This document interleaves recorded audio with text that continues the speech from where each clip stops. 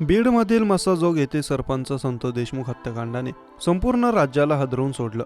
या प्रकरणात फरार असणाऱ्या 3 आरोपींच्या पोलिसांनी मुसक्या आवळल्याची माहिती खात्रीलायक सूत्रांनी दिली आहे। वाल्मिक कराड या आधीच पोलिसांना शरण आले होते। 3 फरार आरोपींना अटक करण्याच्या मागणीसाठी मस्साजोगच्या गावकऱ्यांनी जलसमाधी आंदोलन केलं होतं। 15 दिवसांच्या आत त्यांना अटक करण्याचे आश्वासन देण्यात आलं होतं। आठवडाभरातच पोलिसांनी तिघांना बेड्या ठोकल्याचं समजतंय। मस्साजोग येथील माजी सरपंच संतोष देशमुख यांच्या हत्याकांडातील 7 आरोपींचा हात असल्याचं सांगितलं जातंय। यातील कथित मास्टरमाइंड वाल्मिक कराड पुण्यातील CID कार्यालयात शरण आला, मात्र 3 आरोपी फरार होते। आरोपी सुदर्शन घुले, कृष्णा अंधळे आणि सुधीर सांगळे यांच्या मुसक्या पोलिसांनी आवळल्याची माहिती समोर आली। थोड्याच वेळात पत्रकार परिषदेत याबाबत माहिती दिली जाईल। संतोष देशमुख हत्या प्रकरणातील फरार 3 पैकी 2 आरोपींना पकडल्याची खात्रीलायक सूत्रांनी माहिती दिली, तर अन्य एकाला देखील ताब्यात घेतल्याची माहिती मिळाली आहे। त्याने देखील आरोपींना फरार होण्यासाठी मदत केल्याची माहिती आहे।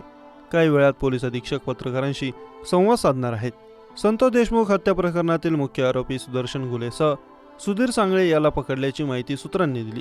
कृष्ण आंधळे अद्याप फरार असल्याचं समजतं, पण पोलिसांनी 3 जणांना अटक केली आहे। त्यामध्ये घुले आणि सांगळे यांचा समावेश आहे। त्याशिवाय आणखी एकाला अटक केली आहे, त्याला पुण्यातून ताब्यात घेतलंय। संतोष देशमुख हत्या प्रकरणात नवीन आरोपी वाढण्याची शक्यता आहे। थोड्याच वेळात नेमकं कोणाला पकडलं आहे हे स्पष्ट होईल।